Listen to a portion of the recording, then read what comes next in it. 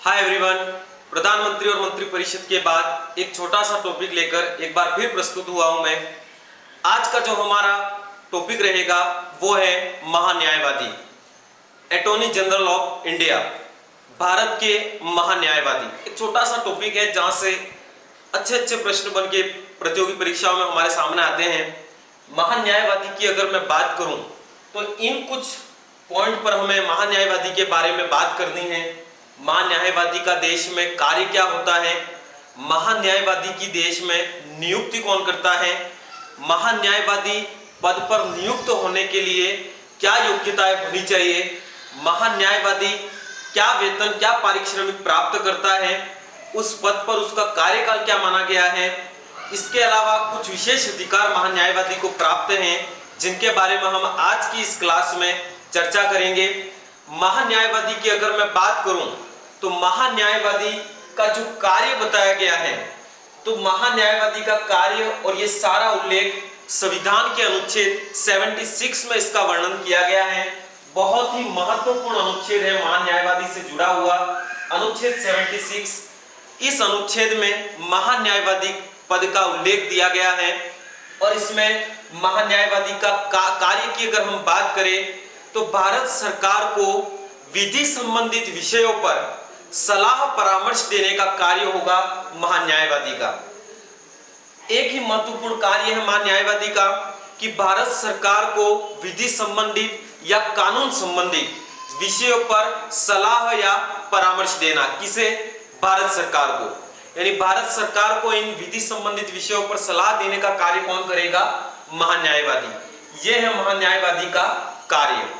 अब बात करें महान्यायवादी की नियुक्ति, तो संविधान में स्पष्ट रूप से कहा गया है महान्यायवादी की नियुक्ति कौन करेगा? तो महान्यायवादी की नियुक्ति करेगा भारत का राष्ट्रपति। महान्यायवादी की नियुक्ति होती है राष्ट्रपति द्वारा। अब महान्यायवादी नियुक्त होने के लिए क्या योग्यताएं आप में होनी चाहिए? क्या योग्यता अर्जित हो आप में कि राष्ट्रपति आपको इस पद पर नियुक्त कर सके? तो महान्यायवादी बनने के लिए भारत का जो सबसे बड़ा न्यायालय है सुप्रीम कोर्ट या उच्चतम न्यायालय, इस न्यायालय का न्यायाधीश होने की, सुप्रीम कोर्ट या उच्चतम न्यायालय का न्यायाधीश होने की योग्यता आप में होनी चाहिए। महान्यायवादी बनने के लिए योग्यता में कहा गया है सुप्रीम कोर्ट या उच्चतम न्यायालय या सर्वोच्च न्यायालय का न्यायाधीश होने की जो योग्यताएं निर्धारित हैं वह योग्यताएं आप में होनी चाहिए। किस पद के लिए? महान्यायवादी के लिए। अब बात करें हम सुप्रीम कोर्ट का न्यायाधीश बनने के लिए क्या योग्यताएं बताई गई हैं, तो सुप्रीम कोर्ट का न्यायाधीश बनने के लिए वह भारत का नागरिक होना चाहिए। इसके अलावा वह राज्य किसी उच्च न्यायालय में 5 वर्ष तक न्यायाधीश पद पर कार्य कर चुका हो अथवा 10 वर्ष तक किसी न्यायालय में अधिवक्ता रह चुका हो। 5 वर्ष न्यायाधीश पद पर, 10 वर्ष अधिवक्ता, अथवा राष्ट्रपति की नजर में वह विधि या कानून का विधिवेत्ता हो, पारंगत विधिवेत्ता हो। ये कुछ योग्यताएं बताई गई हैं सुप्रीम कोर्ट का न्यायाधीश बनने के लिए। भारत का नागरिक हो, किसी उच्च न्यायालय में 5 वर्ष न्यायाधीश रहा हो या 10 वर्ष अधिवक्ता रहा हो, या फिर राष्ट्रपति की नजर में वह विधि का पारंगत विधिवेत्ता हो। इन कुछ योग्यताएं अगर आप में हो तो आप बन सकते हैं उच्चतम न्यायालय का न्यायाधीश। अब वही योग्यता यहाँ पर एक लाइन में कहा गया है महान्यायवादी के लिए कि महान्यायवादी बनने के लिए योग्यता सुप्रीम कोर्ट का न्यायाधीश होने की जो योग्यताएं हैं वही योग्यताएं होनी चाहिए। किसमें? महान्यायवादी के बारे में। महान्यायवादी के से जुड़ा हुआ एक और तथ्य, यह महान्यायवादी देश का प्रथम विधिवेत्ता होता है। प्रथम विधि अधिकारी भी कह सकते हैं। देश का प्रथम विधि अधिकारी कहा जाए, कानूनी अधिकारी कहा जाए तो वो कौन होगा? महान्यायवादी। कौन से अनुच्छेद में उल्लेख है? 76। योग्यता के बाद बात करें हम कार्यकाल की कि महान्यायवादी का कार्यकाल क्या होता है, तो हमारे संविधान में महान्यायवादी के कार्यकाल के बारे में वर्षों में कोई निर्धारित कार्यकाल नहीं बताया गया है। यहां पर कहा गया है महान्यायवादी राष्ट्रपति के प्रसाद पर्यंत पद धारण करेगा। राष्ट्रपति के प्रसाद पर्यंत।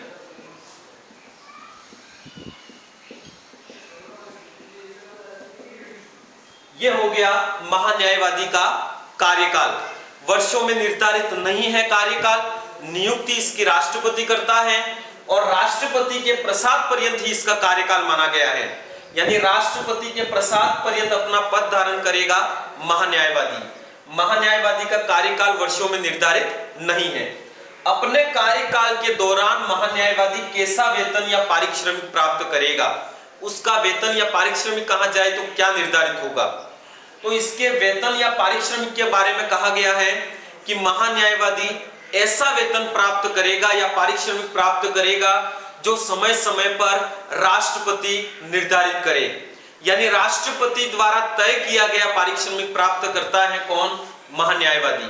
यानी महान्यायवादी का वेतन या पारिश्रमिक कौन तय करता है, कौन निर्धारित करता है? देश का राष्ट्रपति। कुल मिला के कहा जाए तो महान्यायवादी जो पद है एक प्रकार से निर्भर है किस पर?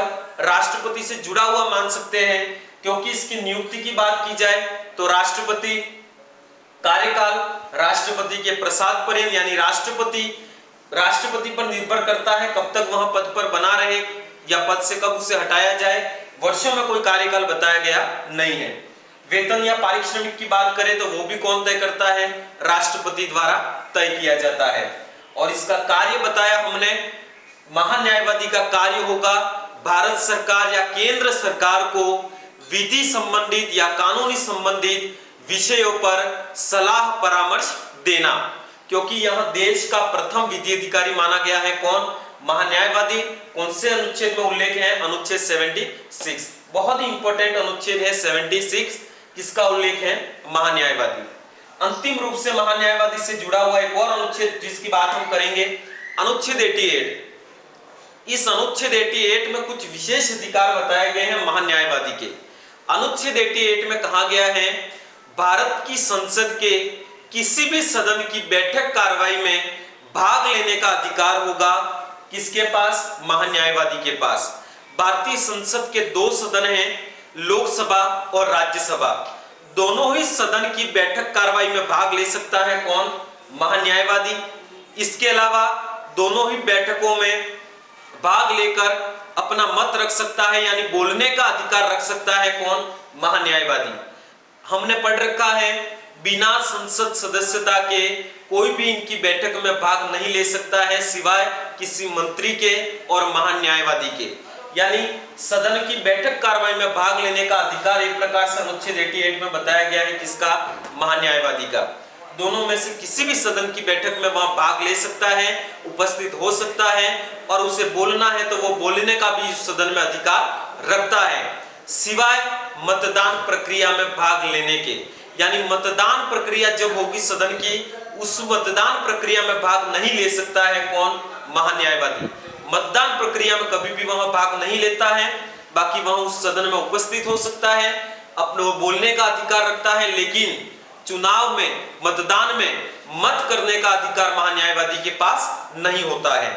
यह एक प्रकार से विशेष अधिकार दिया गया है अनुच्छेद 88 में। इसके अलावा एक और विशेष तथ्य इससे जुड़ा हुआ, महान्यायवादी अपने कर्तव्यों से संबंधित, उसके जो कर्तव्य हैं उससे संबंधित भारत के किसी भी न्यायालय में वह सुनवाई का अधिकार रखता है। उसके जो कर्तव्य बताए गए हैं संविधान में या निर्धारित किए गए हैं, महान्यायवादी के जो कर्तव्य, उन कर्तव्यों से जुड़े हुई बातों को लेकर वहां भारत के किसी भी न्यायालय में सुनवाई का अधिकार रखता है। ये था हमारा महान्यायवादी का टॉपिक, अनुच्छेद 76। बहुत ही इंपॉर्टेंट अनुच्छेद है। इसका कार्य भारत सरकार को विधि संबंधित विषयों पर सलाह परामर्श देना।